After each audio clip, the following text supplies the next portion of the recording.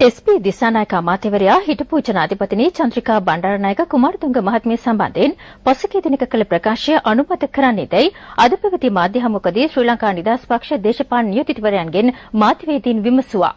ඊට පිළිතුරු දුන්නේ බස්නාහිර පළාත් සභා මන්ත්‍රීනි සමන්මලි සකලසූරිය මෙනවියයි.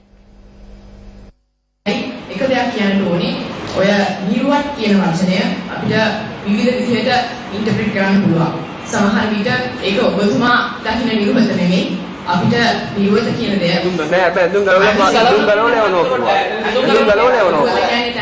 කියන්නේ දෙක මේක දෙන්නේ නෑ එක දෙයක් වෙන්න බෑනේ සාමාන්‍ය ඒත් ගන්න බෑනේ ගෑනුවරු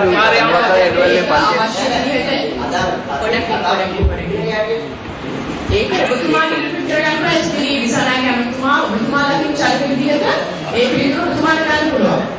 ඔබතුමාලට දැන් ඔබතුමාලට දැන් හරිනේ මොකක්ද සාහිත්‍යයේ නෑ ඒ කියන්නේ ඔබතුමිල කියන්නේ ඒක ප්‍රකාශයේ සාධාරණයි කියලාද? ඒක සාධාරණ නෙවෙයි ඒක සාධාරණයි ඔබතුමිල කියන්නේ කාන්තාව. මේකේ අඳුම ගලවලා යවන එක සාධාරණීකරණය කරන හදනද ඔබතුමා?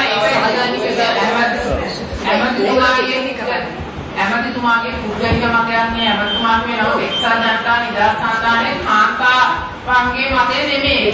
දැන් අපිට වචන ඇහුවේ එතුමා කියපු දේ ගැන මොකද හිතන්නේ කියලා. අනිත් එක එතුමා ඒ වචනේ විශේෂයෙන් ප්‍රකාශ කළේ එක්සත් ජාතික පාර්ටිය.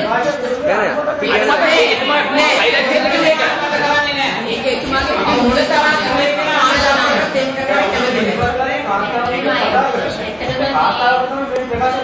අපි ඒක අපි මේ රටේ නීති අනුව කාන්තාවක් වේවා පුරුෂයෙක් වේවා එහෙම කරන්න බෑ.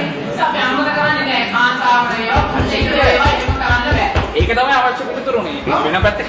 නෑ ඒක හැවුවනම් ඒ විදිහට කියනවා ඒක. අපි ඒව තමයි සම්බන්ධව ප්‍රශ්න කරේ.